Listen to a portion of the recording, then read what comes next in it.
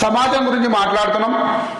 సమాజం యొక్క అవసరాలు ఏంటి, మరి ఈ సమాజం ఏ విధంగా కొనసాగుతుంది, సోషల్ నీడ్స్ అని చెప్పి పిలుస్తున్నాం. ఏమంటున్నామండి, సమాజం యొక్క అవసరాల గురించి మనం డిస్కస్ చేస్తున్నాం.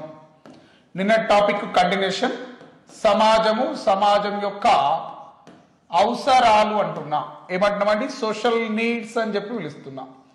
ఏమంటున్నామండి, సోషల్ నీడ్స్ అని చెప్పి పిలుస్తున్నాం. ఈ సమాజం యొక్క అవసరాలు ఏ విధంగా ఉంటాయి, మరి సమాజం యొక్క అవసరాల గురించి మనకు మొదటిసారిగా పేర్కొన్నటువంటి వ్యక్తి ఎవరు అంటే ఈ యొక్క కింగ్స్లే డేవిడ్ అనే వ్యక్తి. ఎవరంటామండి, కింగ్స్లే డేవిడ్ అనే వ్యక్తి సమాజం యొక్క అవసరాలను గుర్తించడం జరిగినది అంటున్నా. సార్ ఎవరు గుర్తించినారు సార్? కింగ్స్లే డేవిడ్ అనే వ్యక్తి సమాజం యొక్క అవసరాలను గురించి తెలియపినాడు అంటనా. ఓ సార్ ఎవరు? కింగ్స్లే డేవిడ్ అనే వ్యక్తి. ఇతని యొక్క అభిప్రాయం ప్రకారం సమాజానికి ప్రాథమిక అవసరాలు ఉంటాయి. ఏమంటున్నామండి, ప్రైమరీ నీడ్స్ అనేటివి ఇక్కడ కనిపించడం జరుగుతుంది అంటున్నా. సమాజానికి ప్రాథమిక అవసరాలు అనేటివి ఇక్కడ కనిపించడం జరుగుతుంది.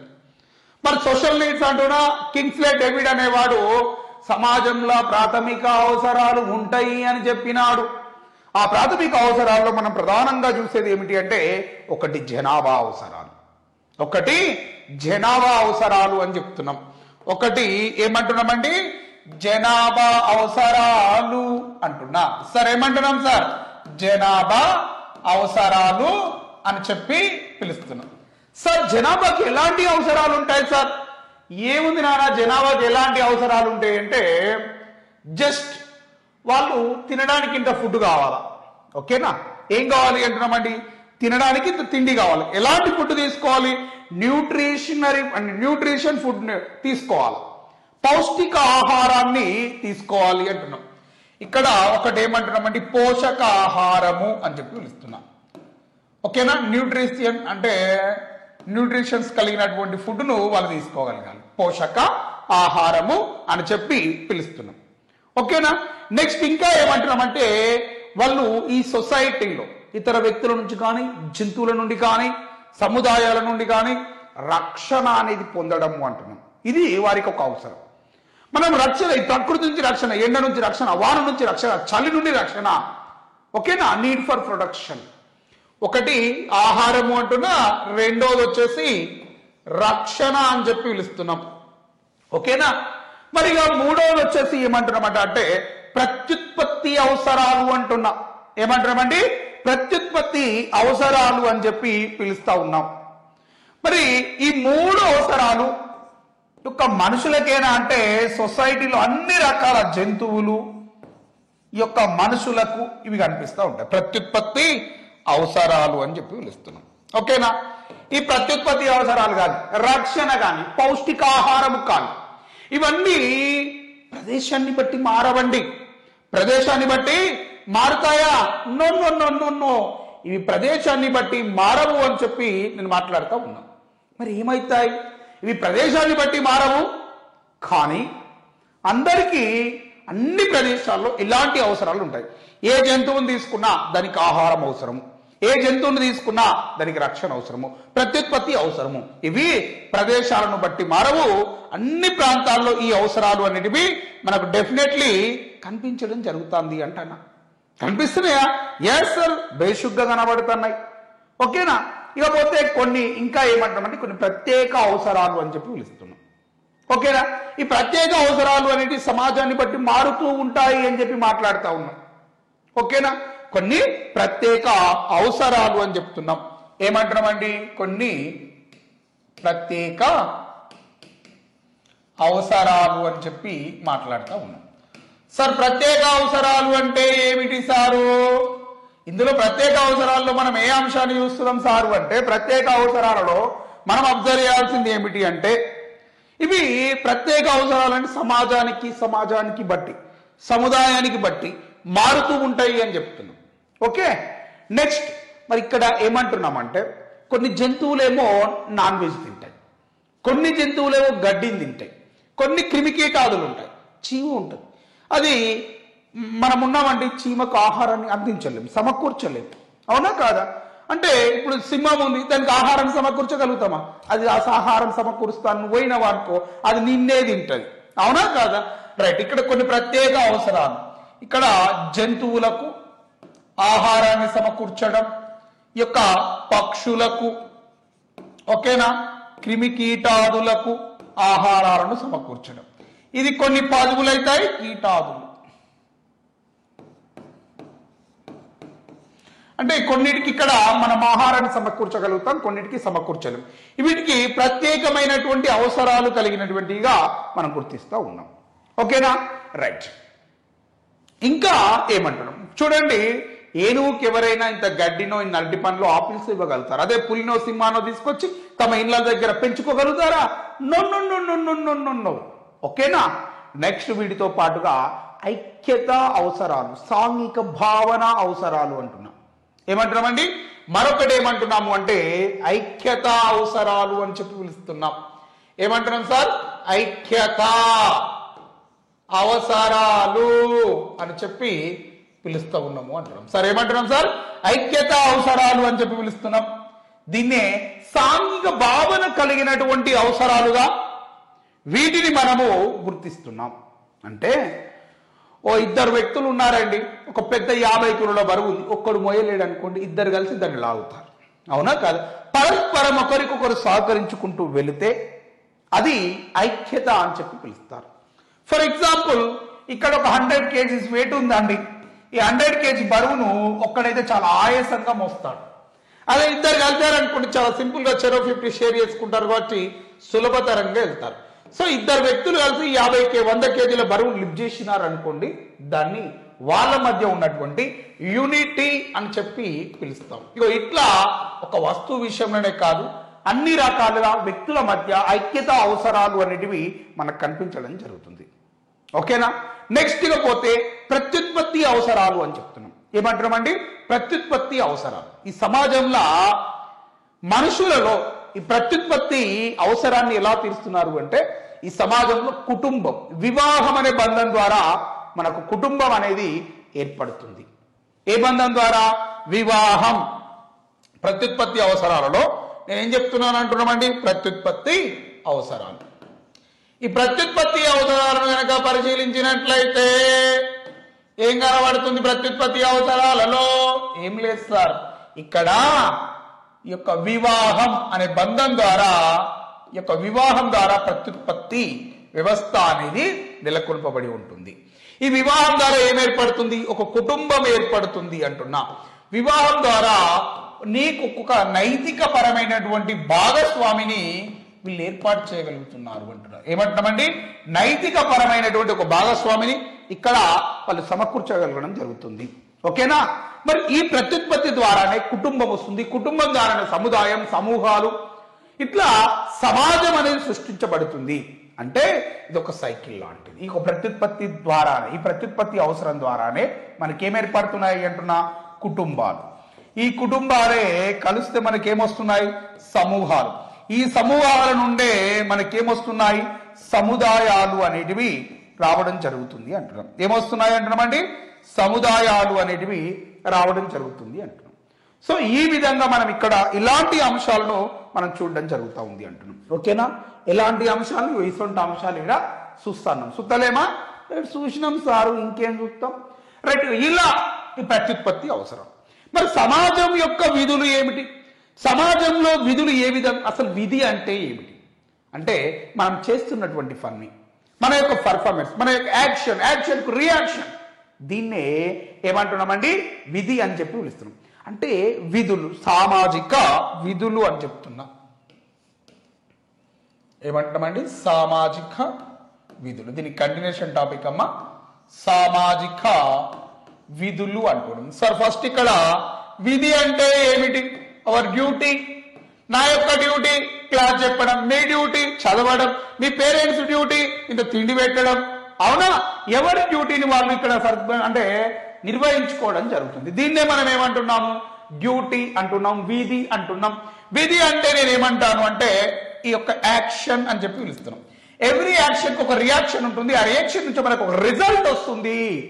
అవునా కాదా? ఎస్, ఇక్కడ నేను ఏమంటున్నామండి, యాక్షన్ అని చెప్పి పిలుస్తున్నాను.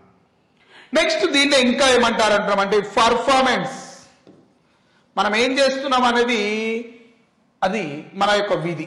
నేనేం చేస్తున్నాను, చదువు చెప్తున్నా, దీన్ని విధి అని చెప్పి పిలుస్తున్నాం. అవునా కాదా? రైట్.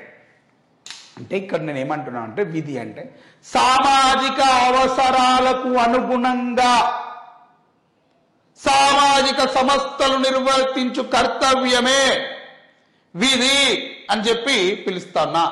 ఏమంటున్నామండి, సామాజిక అవసరాలకు అనుగుణంగా సామాజిక సంస్థలు నిర్వర్తించు కర్తవ్యమునే ఏమంటున్నాము అంటే విధి అని చెప్పి పిలవడం జరుగుతుంది. ఏమంటున్నామండి, సామాజిక అవసరాలకు నాకు ఇప్పుడు ఏం అవసరం, పెన్ను అవసరం. దానికి అనుగుణంగా ఒక సంస్థ పనిచేసినట్లయితే దీన్ని ఒక పెన్నును తయారు చేయడం జరుగుతుంది. ఒక పెన్నును తయారు చేస్తారు. నేను బ్లాక్ బోర్డ్ మీద క్లాస్ చెప్పాలి, దానికి ఏం కావాలి, పెన్ను కావాలి, చాక్ పీస్ కావాలా? ఓకేనా? అంటే సామాజిక అవసరాలకు అనుగుణంగా సామాజిక అవసరాలకు అనుగుణంగా యొక్క సామాజిక అవసరాలకు అనుగుణంగా యొక్క సామాజిక సంస్థలు పనిచేసినట్లయితే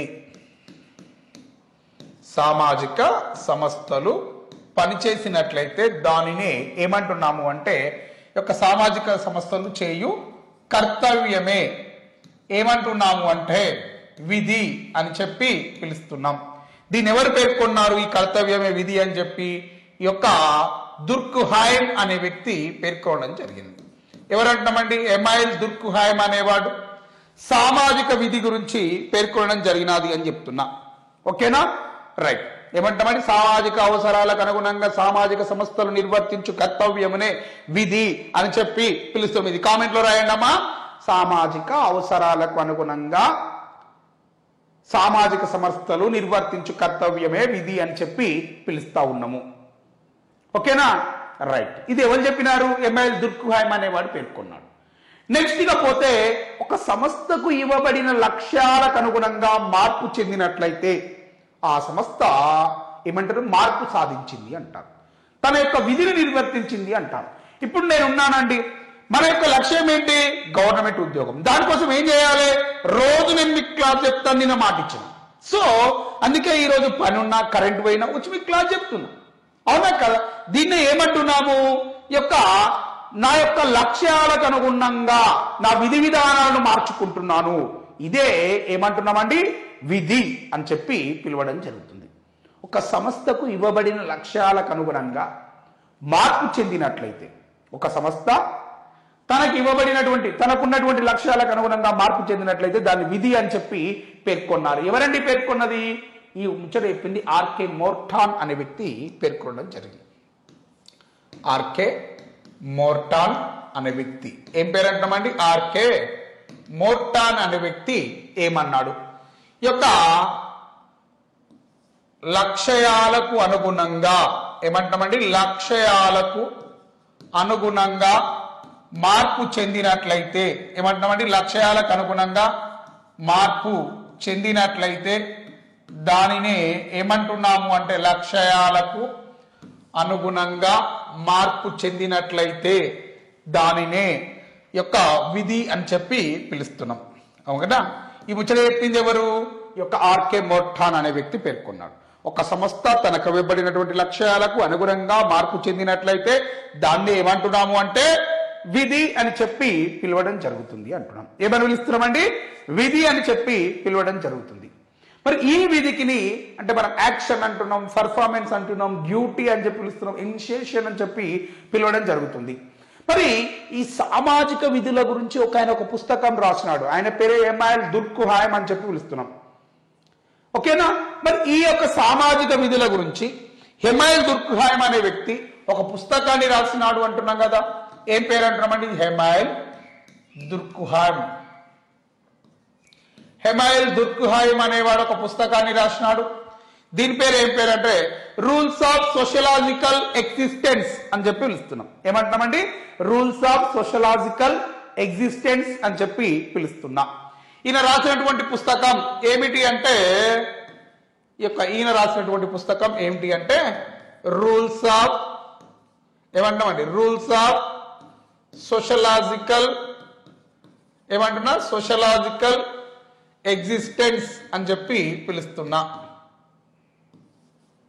ఏమంటామండి రూల్స్ ఆఫ్ సోషలాజికల్ ఎగ్జిస్టెన్స్ అని చెప్పి పిలవడం జరుగుతుంది.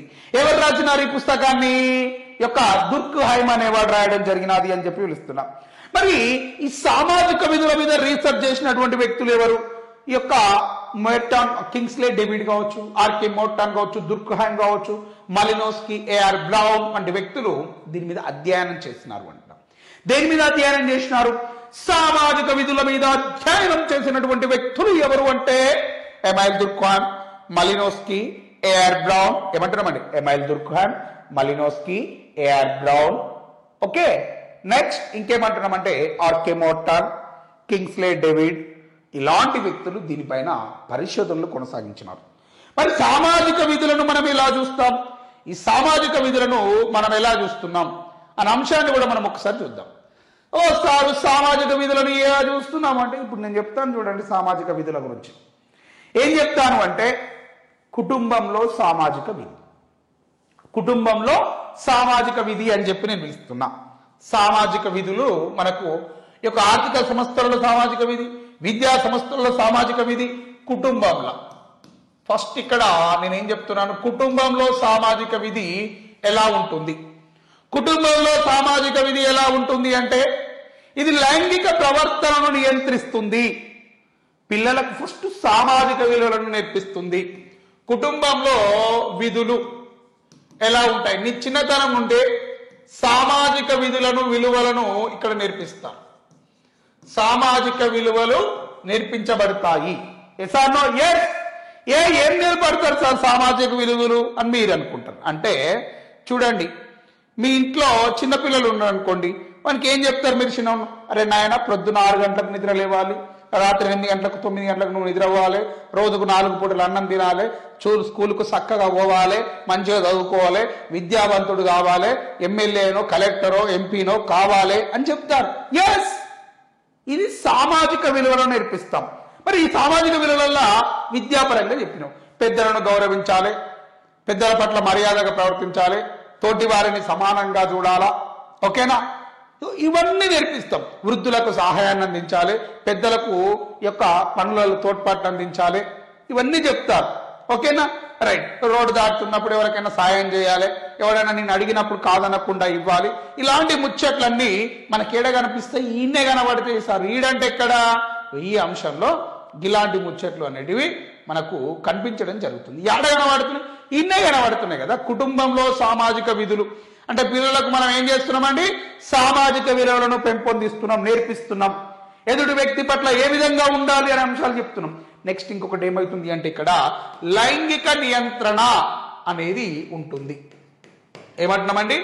లైంగిక నియంత్రణ అనేది కలిగి ఉంటారు అని చెప్తున్నాం. ఏం కలిగి ఉంటారు అంటున్నామండి? లైంగిక నియంత్రణ అనేది కలిగి ఉంటారు అని చెప్తున్నాం. నెక్స్ట్ ఇక పోతే ఇంకేమంటున్నాము అంటే ఆర్థిక సంస్థల్లో, ఆర్థిక వ్యవహారాల్లో సామాజిక విధి. ఒక అబ్బాయికి నేనేం చేశాను అంటే 100 రూపాయలు ఇచ్చానండి. ఆర్థిక సంస్థలలో, ఆర్థిక వ్యవహారాలలో ఎలాంటి విధులను కలిగి ఉంటాం? రైట్. నాకు నెలకు 2 లక్షల రూపాయల శాలరీ వస్తుంది. ఎంత వస్తుంది? 2 లక్షల రూపాయల శాలరీ వస్తుంది నాకు. మళ్ళీ ఇవి ఓను ఇన్సెంటివ్స్ అవి ఇవి మస్తు వస్తున్నాయి ఒక వ్యక్తికి. ఓకేనా? ఇప్పుడు నాకు నెలకు 2 లక్షల శాలరీ వస్తుంది, ఈ ఓను ఇన్సెంటివ్స్ వస్తున్నాయి. ఇప్పుడు మనం ఏం చేయాలి? ఎకనామికల్ గా ఫైనాన్షియల్ గా ఒక ప్లాన్ చేసుకోవాలి. చిన్నగా ఉన్నప్పుడు మన నాన్న, అమ్మ, తమ్మి, అన్నలు ఇట్లా చెప్తారు, అరే బాబు నీ దగ్గర 100 రూపాయలు ఉందనుకో, 10 రూపాయలు ఖర్చు పెట్టు. ఆ 10 రూపాయలు 5 రూపాయలు నీ సొంతంగా ఖర్చు పెట్టు, 5 రూపాయలు సర్వీస్ చేయి, 90 రూపాయలు పొదుపు చేయి అని చెప్తారు. అంటే సర్వీస్ సెక్టర్కి ఎంత పెట్టాలి, సేవింగ్కి ఎంత పెట్టాలి, నీ యొక్క సొంత ఖర్చులు ఇప్పుడు ఎంత ఉంటాయి, ఇవన్నీ చూసుకోవాలి. అంటే ఆర్థికంగా డబ్బు అనేది చాలా విలువైనది, దాన్ని చాలా కాపాడుకుంటే నీకు వాల్యూ ఉంటుంది. ఇలాంటి అంశాలను ఇక్కడ మనకు ఆర్థిక విధులలో తెలియజేస్తున్నారు.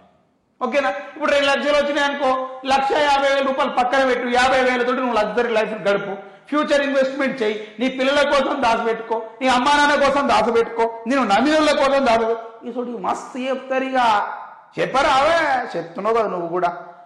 ఇకపోతే నెక్స్ట్ ఇంకేమంటున్నామంటే అంటే ఒక వస్తువు యొక్క సేవను, అంటే ఈ పెన్ ఉంది దీన్ని ఎలా వాడాలి, ఫోన్ ఉంది దాన్ని ఎలా ఏ విధంగా ఉపయోగించుకోవాలి, శ్రమయే సౌందర్యం అంటే జీవిత సౌందర్యం. మనం పని చేస్తే వర్క్ ఈజ్ వర్షిప్ అంటారు. గుర్తుపెట్టుకోండి, ఈ 30 రోజులు మనం ఒక కమిట్మెంట్ కొద్ది వర్క్ చేసినాం 100% జాబ్ వస్తుంది. అందుకే మనం 30 days క్రాష్ కోర్స్ తీసుకొచ్చినాం. అవునా కాదా? రైట్.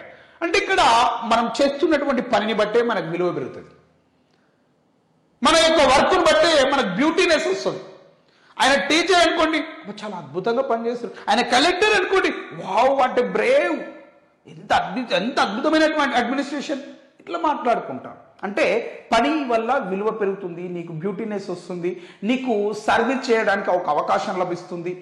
ఈ పనికి వల్ల ఏమొస్తుంది, పనికి డబ్బులు వస్తాయి, ఆ డబ్బుల వల్ల నీకు ఇంత రెస్పెక్ట్ వస్తుంది. ఓకే, స్కూల్కి వెళ్ళామండి, స్కూల్లో సామాజిక విలువలు. మరి స్కూల్కి వెళ్తే పోరాళ్ళకి ఏం చెప్తారు, అరే బాబు ఇట్లా చదువుకోవాలా, నీట్గా రావాలి, యూనిఫామ్ ఉండాలా, షూ టాక్స్ ఇవన్నీ చెప్తారు. ఓకేనా?